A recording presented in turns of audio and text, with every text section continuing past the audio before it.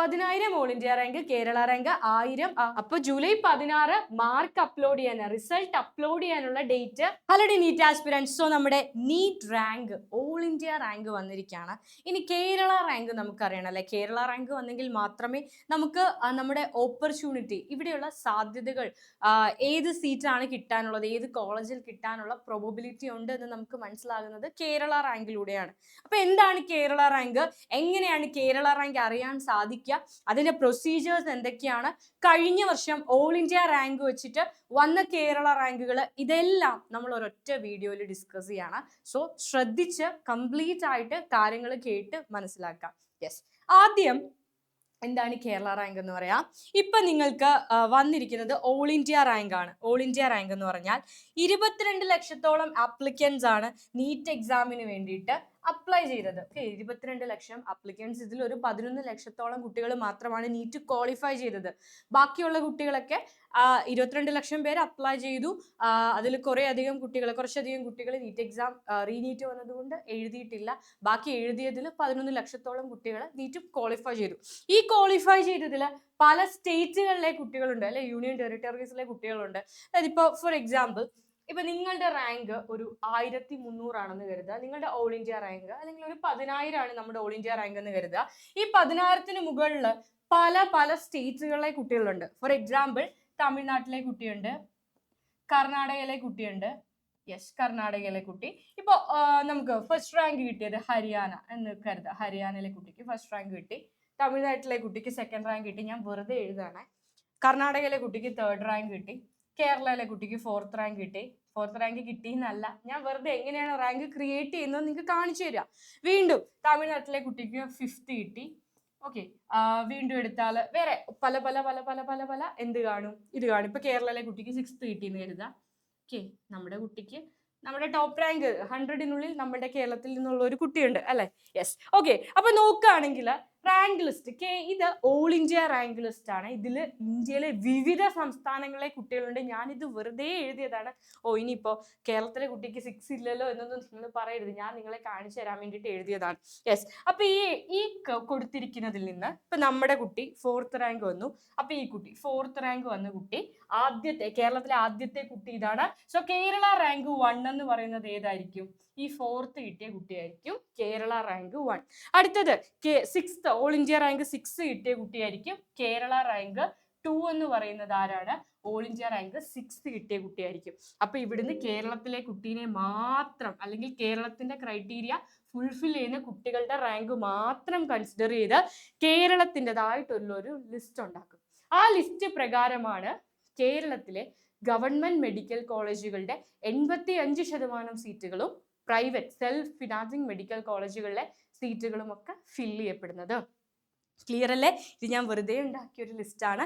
ഈ ലിസ്റ്റിൽ കേരളത്തിലെ കുട്ടികളെ മാത്രം എടുത്തുകൊണ്ട്, കേരളത്തിന്റെ ക്രൈറ്റീരിയ ഫുൾഫിൽ ചെയ്യുന്ന കുട്ടികളെ മാത്രം എടുത്തുകൊണ്ട് കേരളത്തിൻ്റെതായിട്ടുള്ള ഒരു ലിസ്റ്റ് ഉണ്ടാക്കും. അതാണ് കേരള റാങ്ക് ലിസ്റ്റ് എന്ന് പറയും. കേരളത്തിന്റെ എൻട്രൻസ് കമ്മീഷണർ ആയിരിക്കും ഈ ലിസ്റ്റ് തയ്യാറാക്കുക. ആ ലിസ്റ്റിനെ ബേസ് ചെയ്തിട്ടാണ് എന്ത് പറഞ്ഞത്, ഇപ്പൊ കോഴിക്കോട് മെഡിക്കൽ കോളേജ്, അല്ലെങ്കിൽ പാലക്കാട് മെഡിക്കൽ കോളേജ്, അല്ലെങ്കിൽ Trivandrum medical college, Kottayam medical college, ഇവിടേക്കൊക്കെയുള്ള മുഴുവൻ സീറ്റുകളുടെ 85% സീറ്റുകൾ ഇതിലൂടെയാണ്, ഈ ഒരു കേരള റാങ്ക് ലിസ്റ്റിന്റെ അടിസ്ഥാനത്തിലാണ് ഫില്ല് ചെയ്യപ്പെടുക. ആ കേരള റാങ്കോ കേരള റാങ്ക് ലിസ്റ്റോ നിലവിൽ വന്നിട്ടില്ല. യെസ്, വന്നിട്ടില്ല. വരുമ്പോൾ മാത്രമാണ് നമുക്കത് അറിയാൻ സാധിക്കുക. അതിനുശേഷമായിരിക്കും കേരളത്തിന്റെ അലോട്ട്മെന്റ് പ്രക്രിയയും കാര്യങ്ങളും ഒക്കെ നടക്കുക. റെഡി? Yes, okay.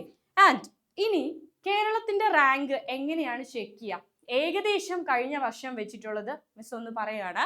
ഇപ്പോൾ ഇത് മേ ബി ഇതിൽ എന്തെങ്കിലും ചില വേരിയേഷൻസ് ഉണ്ടോന്നറിയില്ല. ഇപ്പം നമ്മുടെ എൻട്രൻസ് കോച്ചിങ് ഇൻസ്റ്റിറ്റ്യൂട്ടുകളൊക്കെ അവരുടെ ഓൾ ഇന്ത്യ റാങ്കും അവർ ജനറേറ്റ് ചെയ്ത കേരള റാങ്കും വെച്ചിട്ട് നോർമലി ഇപ്പം നമുക്ക് അറിയാൻ സാധിച്ചിരിക്കുന്നത്, കേരള റാങ്ക് 1 വന്നിരിക്കുന്ന കുട്ടിയുടെ ഓൾ ഇന്ത്യ റാങ്ക് 89 ആണ്. കേരള റാങ്ക് 2 വന്ന കുട്ടിയുടെ ഓൾ ഇന്ത്യ റാങ്ക് 169, 3 വന്ന കുട്ടിയുടെ ഓൾ ഇന്ത്യ റാങ്ക് 183, 4 വന്ന കുട്ടിയുടെ ഓൾ ഇന്ത്യ റാങ്ക് 220, 5 വന്നത് 234. കേരളത്തിലെ കുട്ടികളുടെ സോർട്ട് ചെയ്ത് അങ്ങനെ കിട്ടിയിരിക്കുന്ന ഒരു കാര്യമാണ്. ഇതുപോലെ കേരളത്തിൽ നിന്ന് ക്വാളിഫൈ ആയിട്ടിരിക്കുന്ന 50,000 കുട്ടികളിൽ നിന്ന് വേണം കറക്റ്റ് ആയിട്ടുള്ള ലിസ്റ്റ് ഉണ്ടാക്കാൻ. പക്ഷെ നമുക്ക് കിട്ടിയിരിക്കുന്ന ഏകദേശ ലിസ്റ്റ് പ്രകാരം നിലവിൽ ഒരു 5 വരെ പറഞ്ഞിരിക്കുന്നത് ഇങ്ങനെയാണ്. ഇതാണ് ഓൾ ഇന്ത്യ റാങ്ക്. ആ ഓൾ ഇന്ത്യ റാങ്കിന് കറസ്പോണ്ടിങ് ആയിട്ട് വന്നിരിക്കുന്ന കേരള റാങ്ക് ഇതാണ്. ബാക്കിയുള്ള കുട്ടികളുടെ നമുക്ക് കറക്റ്റ് ആയിട്ട് അറിയാൻ സാധിക്കത്തില്ല. കാരണം ആ കുട്ടിയുടെ നീറ്റ് സ്കോറും ഓൾ ഇന്ത്യ റാങ്കും ഒക്കെ സിയുടെ വെബ്സൈറ്റിലേക്ക് ആദ്യം അപ്ലോഡ് ചെയ്യും. അതായത് ഇപ്പൊ കഴിഞ്ഞ വർഷത്തെ ഡേറ്റുകൾ നമ്മൾ പരിശോധിക്കുകയാണെങ്കിൽ ജൂൺ 14 നീറ്റിന് റിസൾട്ട് വന്നത്. ജൂലൈ 16 എന്താണ് സംഭവം? മിസ് കുറെ ഡേറ്റുകൾ എഴുതിയിട്ടുണ്ട്. ഫസ്റ്റ് വന്നിരിക്കുന്നത് റിസൾട്ട് വന്ന ഡേറ്റ് ആണ്, നീറ്റ് റിസൾട്ട്. ജൂലൈ 16 മക്കളെ നീറ്റിന്റെ ഇവർക്ക് കിട്ടിയ റിസൾട്ട് സിഇയുടെ വെബ്സൈറ്റ് ഒന്ന് ശ്രദ്ധിച്ചു വെക്കണേ. NTA വെബ്സൈറ്റ് ത്രൂ ആണ് ഇതുവരെയുള്ള എല്ലാ കാര്യങ്ങളും നടന്നത്. നീറ്റ് എക്സാമും നിങ്ങളുടെ ഹോൾ ടിക്കറ്റും ഒക്കെ NTA ആണ് നിങ്ങൾക്ക് തന്നത്, നാഷണൽ ടെസ്റ്റിംഗ് ഏജൻസി. കേരളത്തിന്റെ അലോട്ട്മെന്റ് പ്രോസസ്സും കാര്യങ്ങളും ഒക്കെ നടക്കുന്നത് കേരള എൻട്രൻസ് കമ്മീഷണറുടെ വെബ്സൈറ്റ് ആയ CEEയുടെ വെബ്സൈറ്റിലൂടെ ആയിരിക്കും. കേരളത്തിന്റെയാണ്, ഓൾ ഇന്ത്യ അലോട്ട്മെന്റ് അല്ല. അത് ഞാൻ ഡീറ്റെയിൽഡ് ആയിട്ട് മറ്റൊരു വീഡിയോയിൽ പറഞ്ഞുതരാം. അപ്പൊ കേരളത്തിന്റെ അലോട്ട്മെന്റ് പ്രോസസ് പ്രക്രിയ നടക്കുന്നത് ഈ CEEയുടെ വെബ്സൈറ്റിലൂടെയാണ്. ഈ വെബ്സൈറ്റിലേക്ക് നിങ്ങൾക്ക് ഇപ്പോൾ കിട്ടിയ നീറ്റിന്റെ റിസൾട്ട് അപ്ലോഡ് ചെയ്ത് കൊടുക്കാൻ അവർ പറയും. ആ സമയത്ത് അപ്ലോഡ് ചെയ്ത് കൊടുക്കണം. എന്നാൽ മാത്രമേ കേരളത്തിന്റെ റാങ്ക് ലിസ്റ്റിൽ നമ്മൾ ഇടം പിടിക്കൂ. ഇപ്പൊ വന്നിരിക്കുന്നത് ഓൾ ഇന്ത്യ റാങ്ക് ലിസ്റ്റാ. അത് കഴിഞ്ഞ് കേരള റാങ്ക് ലിസ്റ്റിൽ നമ്മൾ ഉൾപ്പെടണമെങ്കിൽ നമുക്കിപ്പോൾ കിട്ടിയിരിക്കുന്ന നീറ്റിന്റെ റിസൾട്ട് ഈ ഒരു വെബ്സൈറ്റിലേക്ക് അപ്ലോഡ് ചെയ്ത് കൊടുക്കണം. അതിന് കഴിഞ്ഞ തവണ വന്ന ഡേറ്റ് ആണ് ജൂലൈ 16. അതായത് ഏകദേശം ഒരു മാസം എടുത്തു. ഒരിക്കലും ഈ വർഷം ഇത്രയും ഡിലേ വരാൻ ചാൻസ് ഇല്ല. കാരണം നീറ്റ് എക്സാം റീനീറ്റ് നടത്തിയത് കൊണ്ട് തന്നെ എക്സാം ഡേറ്റ് ഡിലേ ആയി, റിസൾട്ട് ഡിലേ ആയി. അതുകൊണ്ട് തന്നെ കുറച്ചും കൂടെ ഫാസ്റ്റ് ആയിട്ട് നമ്മൾ എക്സ്പെക്ട് ചെയ്യുന്നുണ്ട്. റെഡി? അപ്പൊ ജൂലൈ 16 ആൻഡ് ജൂലൈ 25 ആദ്യ പ്രൊവിഷണൽ ലിസ്റ്റ് പബ്ലിഷ് ചെയ്തത്. ഓക്കെ, അതായത് കേരള റാങ്ക് ലിസ്റ്റിന്റെ താൽക്കാലിക ലിസ്റ്റ് വന്നത് July 25. July 28 Kerala rank list publish ചെയ്തു. ഓക്കെ, ഒഫീഷ്യൽ ആയിട്ടുള്ള ഫൈനൽ ആയിട്ടുള്ള റാങ്ക് ലിസ്റ്റ് പബ്ലിഷ് ചെയ്യപ്പെടുന്നത്. അതായത് കേരള റാങ്ക് വരുന്നത് ജൂലൈ 28 ഏകദേശം നീറ്റ് കഴിഞ്ഞ് ഒരു മാസത്തിന് ശേഷം, നീറ്റിന്റെ റിസൾട്ട് വന്നതിന് ഒരു മാസത്തിന് ശേഷമാണ് കേരള റാങ്ക് ലിസ്റ്റ് വരുന്നത്. ഓക്കെ, അത് വന്നതിന് ശേഷം മാത്രമാണ് കേരളത്തിന്റെ അലോട്ട്മെന്റ് പ്രക്രിയ, അലോട്ട്മെന്റ് പ്രോസസ്, കൗൺസിലിംഗ് എന്നാണ് നമ്മൾ പറയുക, കൗൺസിലിംഗ് പ്രോസസ് സ്റ്റാർട്ട് ചെയ്യാം. റെഡി? അപ്പൊ ഈ ഒരു ഡേറ്റ് ഒക്കെ കിട്ടിയല്ലോ. അപ്പൊ ഈ ഒരു റാങ്ക് ലിസ്റ്റിൽ നമ്മൾ ഇടം പിടിക്കണമെങ്കിൽ സിയുടെ വെബ്സൈറ്റിലേക്ക് നമ്മൾ നീറ്റിന്റെ റിസൾട്ട് അപ്ലോഡ് ചെയ്ത് കൊടുക്കേണ്ടതായിട്ടുണ്ട്. അതിനുശേഷം മാത്രം എല്ലാ കുട്ടികളും, ക്വാളിഫൈ ചെയ്തിട്ടുള്ള എല്ലാ കുട്ടികളും ഈ ഒരു മാർക്ക് ലിസ്റ്റ് ഒക്കെ അപ്ലോഡ് ചെയ്ത് കൊടുത്തതിന് ശേഷം മാത്രമാണ് കേരള റാങ്ക് ലിസ്റ്റ് വരിക. എന്നാൽ മാത്രമാണ് നമുക്ക് കേരളത്തിന്റെ റാങ്ക് ചെക്ക് ചെയ്യാൻ പറ്റുക. ഇപ്പൊ നമുക്ക് ജസ്റ്റ് നമുക്ക് കഴിഞ്ഞ വർഷത്തെ ഡേറ്റ വെച്ചിട്ട് ഏത് റാങ്ക് ഉള്ളവർ ഏത് റാങ്കിലേക്ക് എത്തിയെന്ന് ജസ്റ്റ് ഒന്ന് നോക്കി നോക്കാം. യെസ്, അപ്പൊ കഴിഞ്ഞ വർഷത്തെ ലിസ്റ്റ് നോക്കുകയാണെങ്കിൽ ഇപ്പോ 11,634 ഓൾ ഇന്ത്യ റാങ്ക് വരെ ഉള്ളവര് ഏകദേശ കണക്കാണ് 1000. കേരള റാങ്ക് 1000-നുള്ളിൽ വന്നിട്ടുണ്ട്. അപ്പൊ ഓൾ ഇന്ത്യ റാങ്ക് 11,000 ആയിട്ടുള്ള ആളുകൾ, കേരള റാങ്ക് 1000 ആയിരുന്നു. യെസ്, അടുത്തത് 22,000 വരെ ഓൾ ഇന്ത്യ റാങ്ക് കിട്ടിയ കുട്ടികളാണ് 2000-നുള്ളിൽ വന്നത്. 32,000 വരെ 3,000, 43,000 വരെ 4,000, 53,000 വരെ 5,000, 60,000 വരെ 5,600, 70,000 വരെ 6,500, 80,000 വരെ 7,400 ആൻഡ് 90,000 വരെ 8,300. 1,00,000 റാങ്ക് കിട്ടിയ, ഓൾ ഇന്ത്യ റാങ്ക് കിട്ടിയ കുട്ടിയുടെ കേരള റാങ്ക് 91,400 ആണ്. ഓക്കെ, ഏകദേശം 10,000-ഓളം അടുത്തു.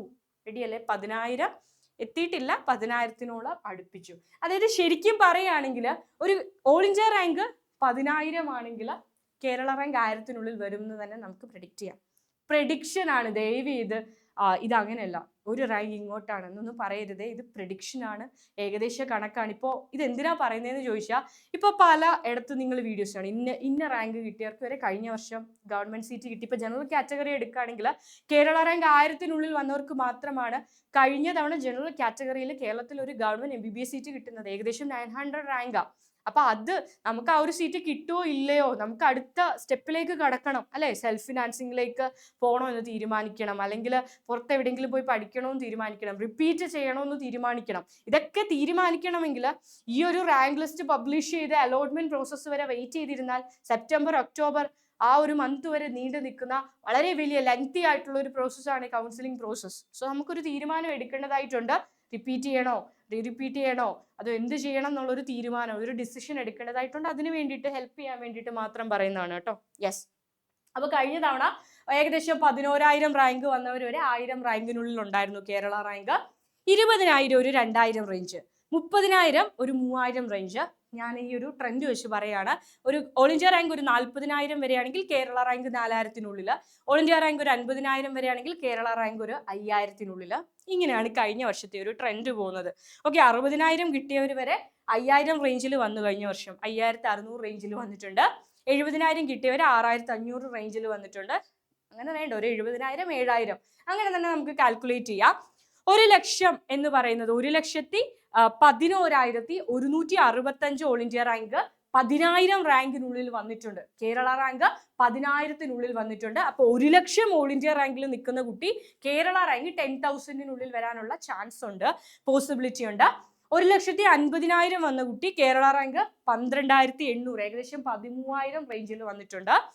ആൻഡ് 2,50,000 ഓൾ ഇന്ത്യ റാങ്ക് വന്ന കുട്ടി കേരള റാങ്ക് 19,000-നടുത്ത് 18,934 റേഞ്ചിൽ വന്നിട്ടുണ്ട്. അതായത് ഓൾ ഇന്ത്യ റാങ്ക് ചിലപ്പോൾ നമ്മൾ റാങ്ക് വളരെ പിന്നിലാണെങ്കിൽ പോലും അത് കേരളത്തിന്റെ ലിസ്റ്റിലേക്ക് വരുമ്പോൾ നമ്മൾ നമ്മുടെ റാങ്ക് ഒരു അത്യാവശ്യം ഒരു നല്ല റാങ്കിലേക്ക് എത്താനുള്ള ചാൻസ് ഉണ്ട്. 3,50,000 റാങ്ക് വന്ന കുട്ടി 23,000 കേരള റാങ്കിലേക്ക് വന്നിട്ടുണ്ട്.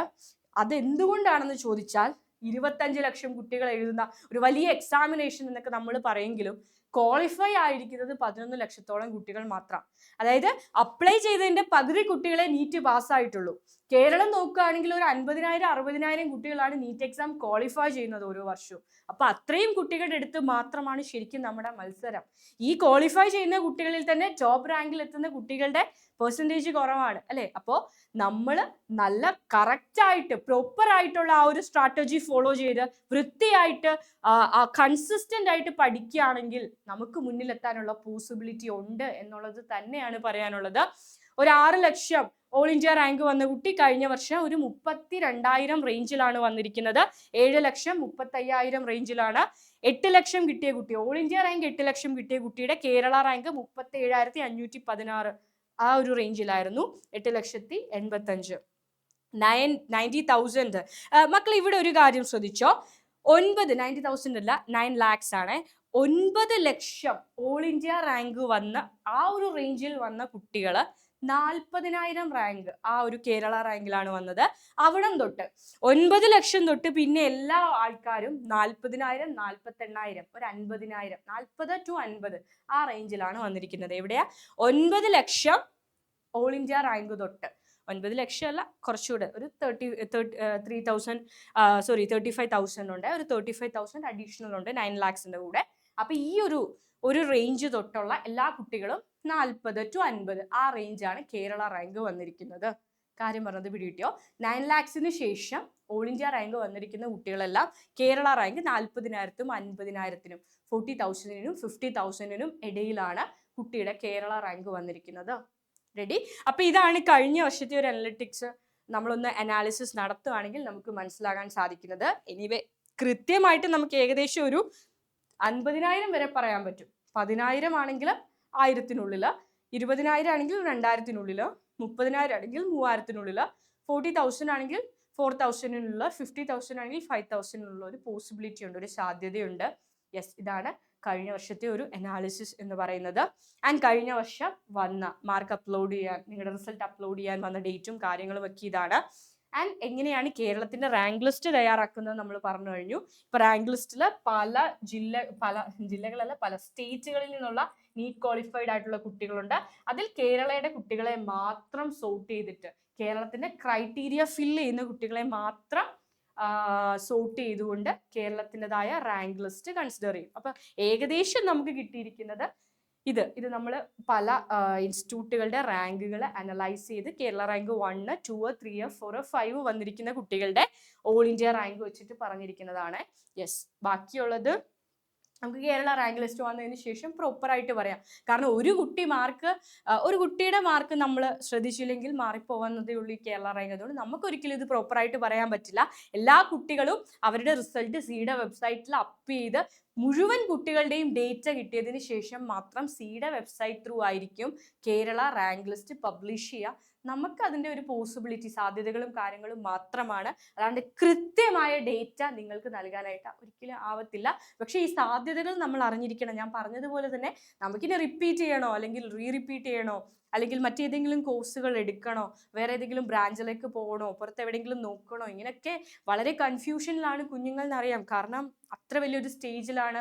റിപ്പീറ്റ് ചെയ്ത് അത് കഴിഞ്ഞും സൂപ്പർ റിപ്പീറ്റേഴ്സ് ഒക്കെ ഉണ്ട്. അപ്പോൾ അവരൊക്കെ എന്താണ് നെക്സ്റ്റ് സ്റ്റെപ്പ്, എനിക്ക് കിട്ടാനുള്ള പോസിബിലിറ്റി ഉണ്ടോ, നമ്മുടെ ഓരോ കമൻറ്റുകളിലും നിങ്ങളുടെ ഇതാണ് എൻ്റെ റാങ്ക്, എനിക്ക് കിട്ടാനുള്ള സാധ്യതയുണ്ടോ എന്നുള്ളത് കാണാറുണ്ട്. ആ ഒരു ടെൻഷനിലാണ്. നിങ്ങളുടെ മെൻറ്റാലിറ്റി അറിയാവുന്നത് കൊണ്ട് ഏകദേശം ഒരു സാധ്യത പറഞ്ഞത് ആണ്. ഓക്കെ, ഏകദേശം കഴിഞ്ഞ വർഷത്തെ ഒരു പോസിബിലിറ്റിയും കാര്യങ്ങളും ഇങ്ങനെയായിരുന്നു അനാലിസിസ് നമ്മൾ നോക്കുകയാണെങ്കിൽ. യെസ്, അപ്പോൾ എനിവേ നമുക്ക് വീണ്ടും കാണാം. നിങ്ങൾക്ക് എന്തെങ്കിലും കാര്യങ്ങൾ അറിയാനുണ്ടെങ്കിൽ കമൻറ്റ് ചെയ്യാം, അല്ലെങ്കിൽ കമ്മ്യൂണിറ്റി നമ്പറിൽ അയക്കാം. നമുക്ക് അറിയാവുന്ന എല്ലാ ഡൗട്ടുകളും ഞാൻ തന്നെ നിങ്ങൾക്ക് ക്ലിയർ ചെയ്ത് തരുന്നതായിരിക്കും. സോ ടെൻഷനും കാര്യങ്ങളും ഒന്നും വേണ്ട. കേരള റാങ്കിനായിട്ട് വെയിറ്റ് ചെയ്യാൻ മക്കളെ. All the very best. By.